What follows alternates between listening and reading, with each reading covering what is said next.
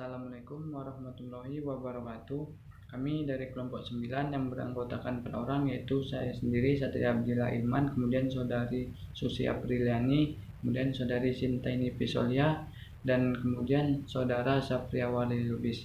Nah, di sini kami akan mempresentasikan hasil dari tugas lesung video kami yang berjudul Penduduk dan Pembangunan Sumber Daya Insani.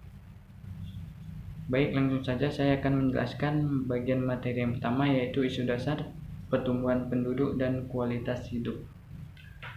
Nah, pada dasarnya suatu negara dikatakan negara jika terdapat penduduk yang menempati suatu wilayah dalam jangka waktu tertentu. Di negara berkembang seperti Indonesia sendiri, pertumbuhan penduduk yang sangat tinggi menghasilkan kualitas penduduk yang rendah, karena pemerintah belum bisa menangani permasalahan kependudukan sepenuhnya. Dan kualitas hidup manusia pada umumnya dapat diukur melalui 3 kriteria. Yang pertama, kebutuhan dasar. Yang pertama, terpenuhinya kebutuhan dasar untuk kelangsungan sebagai makhluk hidup hayati. Kedua, terpenuhinya kebutuhan dasar untuk kelangsungan hidup manusiawi. Dan yang ketiga, terpenuhinya kebutuhan dasar untuk memilih. Dengan demikian dapat disimpulkan bahwa kehidupan manusia itu dianggap berkualitas apabila kebutuhan pangan, sandang, dan papannya terpenuhi. Demikian yang dapat saya sampaikan, dan akan dilanjutkan oleh teman-teman yang lain. Terima kasih. Assalamualaikum warahmatullahi wabarakatuh. Saya Sintaini Pisolia. Di sini saya akan melanjutkan materi dari pemateri sebelumnya yang berjudul Penduduk dan Pembangunan Sumber Daya Insani, yang di bagian transisi demografi dan kontroversi teori Malthus. Jadi, teori Malthus jelas mengatakan tentang penjelasan keseimbangan pertumbuhan jumlah penduduk menurut deret ukur terhadap persediaan bahan makanan menurut deret hitung. Teori Malthus tersebut sebetulnya sudah mempersoalkan daya dukung lingkungan dan daya tampung lingkungan. Tanah sebagai satu komponen lingkungan, alam tidak mampu menyediakan hasil pertanian untuk mencukupi kebutuhan jumlah penduduk yang terus-menerus bertambah semakin banyak.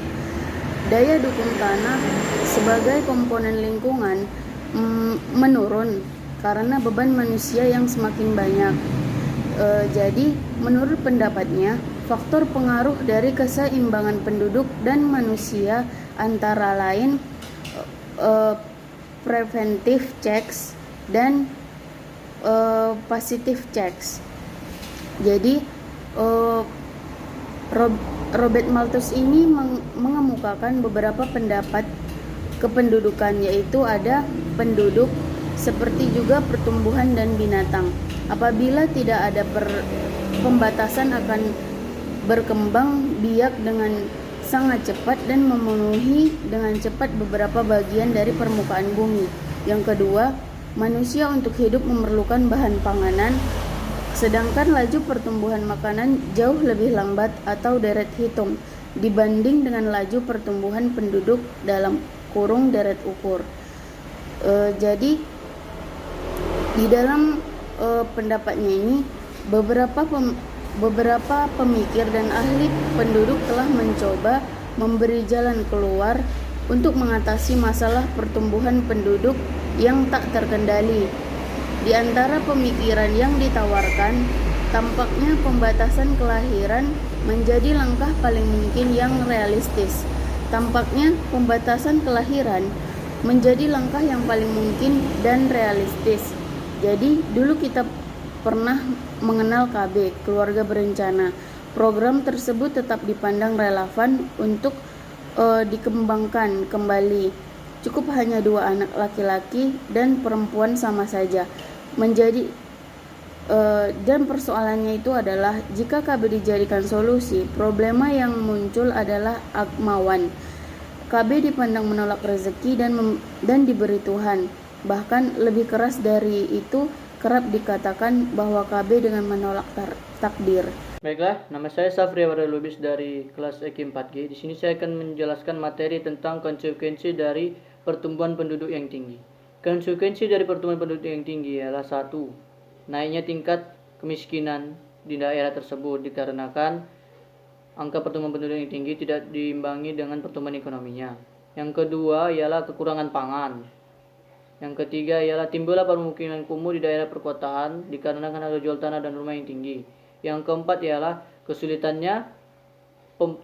timbulnya kesulitan dari pemerintah untuk menyediakan sarana prasarana seperti pendidikan, kesehatan, dan lokasi perumahan. Yang kelima ialah kebutuhan ruang dan lingkungan hidup.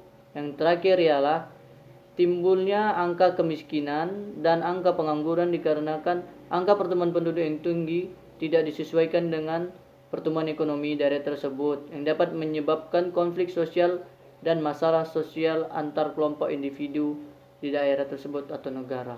Sekian dan terima kasih. Assalamualaikum warahmatullahi wabarakatuh. Nama saya Susi Apriliani. Baiklah, di sini saya akan menjelaskan bagian D, yaitu kebijakan untuk mengatasi permasalahan pertumbuhan.